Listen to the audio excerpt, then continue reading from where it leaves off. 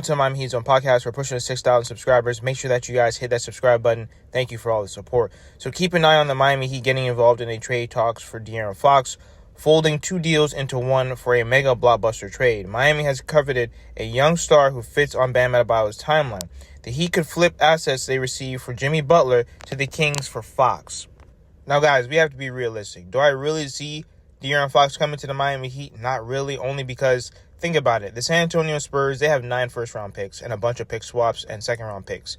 But then at the same time, why would the Kings send De'Aaron Fox to someone within their conference? Now, that might not be a big deal to them if they're going to get a boatload of first-round picks. Because remember, getting first-round picks and accumulating these picks are very hard. It's very hard to do in this NBA, especially if you have a front office like the Miami Heat who haven't really had the best asset management.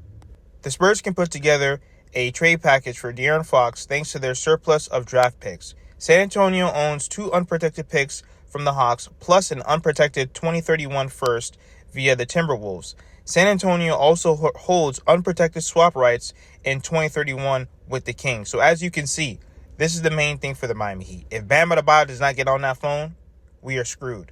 Bam Adebayo is the only reason why De'Aaron Fox would come to the Miami Heat.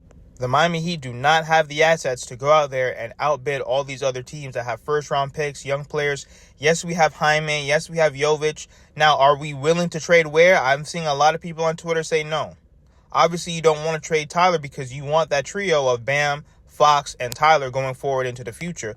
And then also, too, you would love to keep Ware only because he gives you something that no one has pretty much given us in a long time, and that's rebounding, shot blocking, and he's only 20 years old, and he's going to be able to put Bam at the 4 where he's supposed to be. But once again, you're probably going to have to trade all of your young talent to get a guy like Fox, and once again, we don't really have the first-round picks to compete with all these other teams that have 4 and 5 first-round picks. The Kings so far, in conversations with all those teams, they've said they want win-now players, and they want draft capital as well. We do have somewhat of win-now players in Jaime and Jovic. I mean, I think that they're 2 young pieces that would definitely help any roster. I think that they could definitely be role players. But once again, I just don't think the Miami Heat have the assets to compete. Bam Adebayo and Rich Paul, they have to work their magic. And ultimately, this all comes down to De'Aaron Fox and which team he wants to go to. Make sure you guys hit that subscribe button. We're pushing to 6,000 subscribers.